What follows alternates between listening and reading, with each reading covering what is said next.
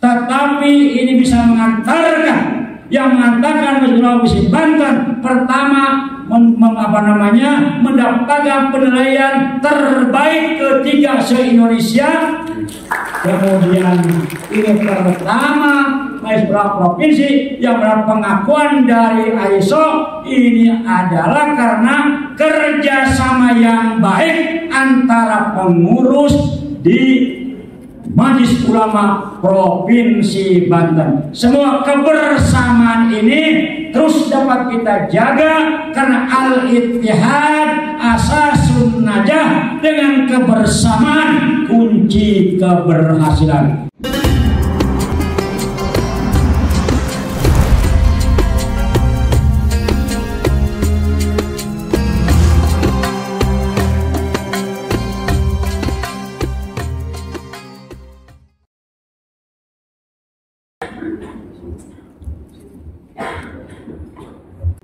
Assalamualaikum warahmatullahi wabarakatuh.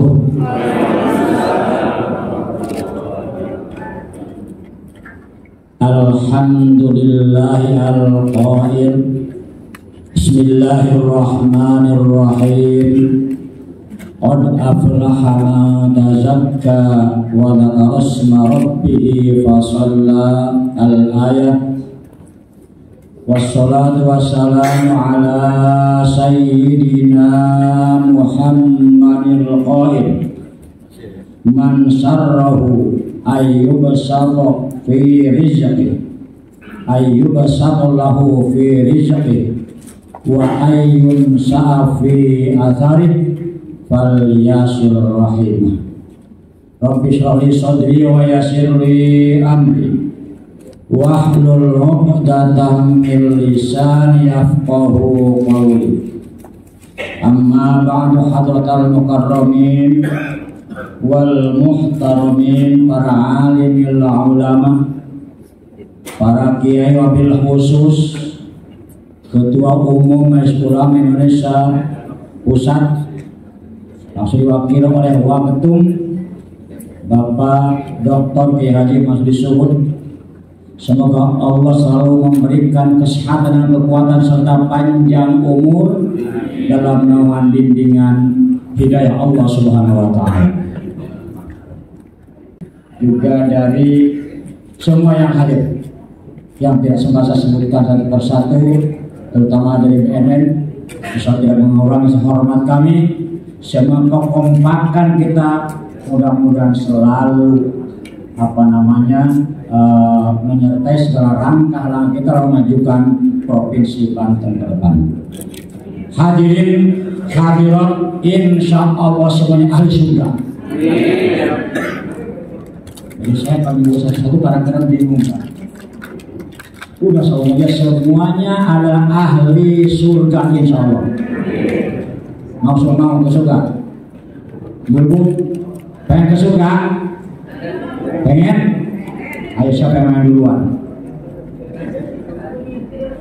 Hadirin rahimakumullah, alhamdulillah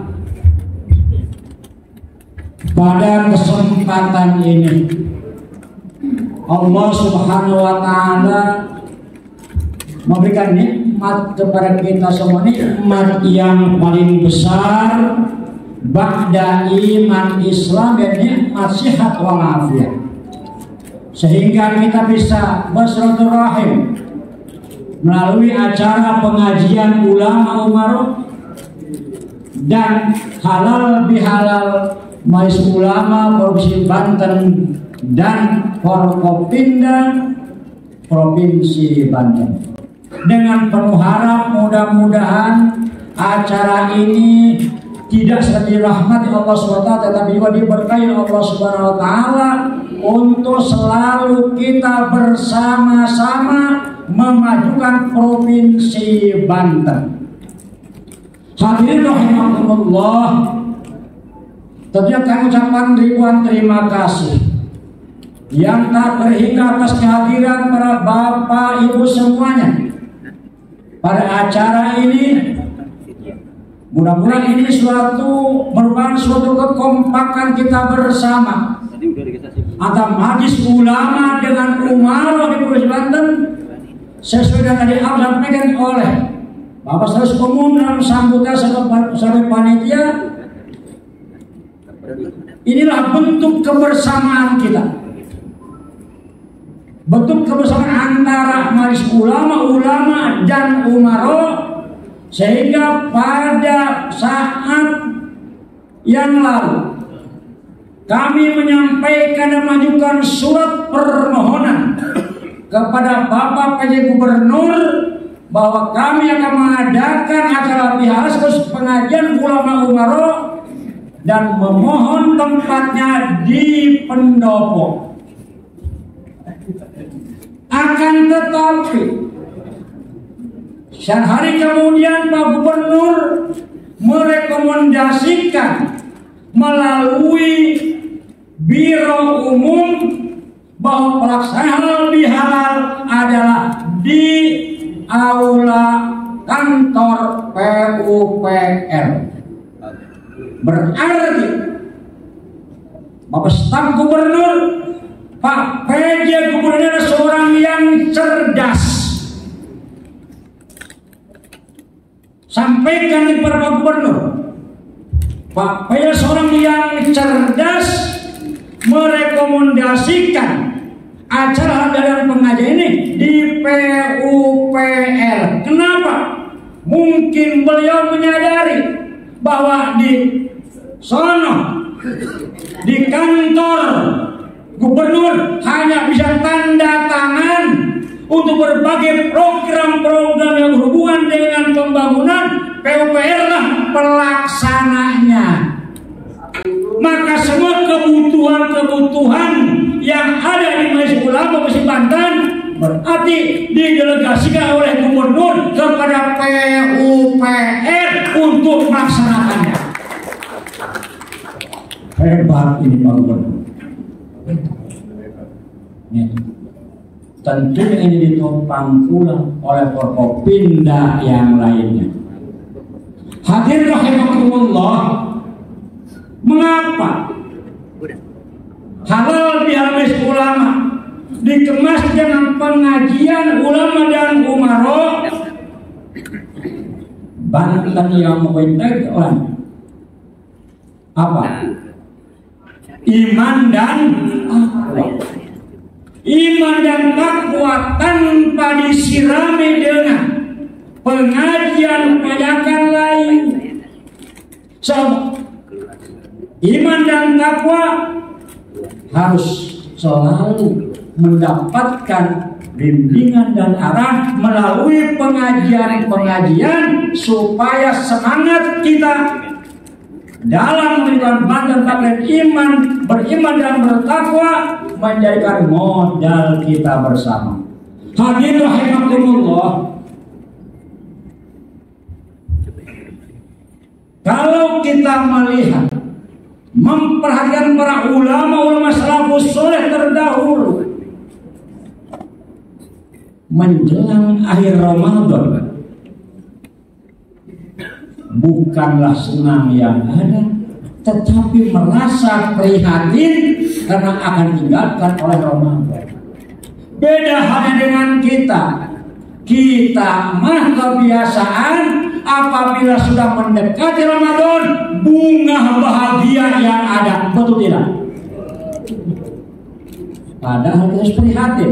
Mengapa? Kita akan ditinggalkan oleh bulan yang penuh barokah. Kenapa? Karena Ramadan ada suatu bulan yang mampu menggerakkan manusia untuk beramal. Bulan Ramadan yang mampu menggerakkan manusia untuk melakukan peningkatan ibadah-ibadah yang lainnya. Itu Ramadan. Tidak sedikit manusia sebelum Ramadan bermalas-malasan membaca Al-Quran, malas melakukan ibadah yang lain. Tiba Ramadan, orang yang jarang baca Al-Quran, datang Ramadan, alhamdulillah, sekalipun tidak sampai hatam 30 juz, minimal juz ke-30 terbaca. Itulah Ramadan. Tiap-tiap kantor pengajian berjamaah zuhur asar dilaksanakan. Ramadan bisa mengantarkan kita menjadi manusia yang takwa Allah. Maka setelah Ramadan ini kita prihatin. Mampukah kita masih menjaga amalan-amalan yang dilakukan selama Ramadan? Inilah harus kita pertama diri kita. Yang pasti bukan meningkat, tapi menurun. Tidak sesuai dengan bulan yang kita jalani adalah bulan Syawal, bulan peningkatan, tetapi kenyataannya bulan penurunan. Silahkan kita bermuhasabah diri. Ramadan setidaknya baca Al-Quran sehari sekali. Kemudian qiyamul lailnya minimal 23 rakaat atau 11 rakaat yang biasa 11. Tapi yang mayoritas 23 rakaat kita qiyamul lail. Ba'da Idul Fitri masihkah kita bertahan? Berarti sesudah hadis Rasul menyatakan, kata baginda Rasul, "Man kana yaumuhu khairan min amsi fahuwa rabihun. Wa man kana yaumuhu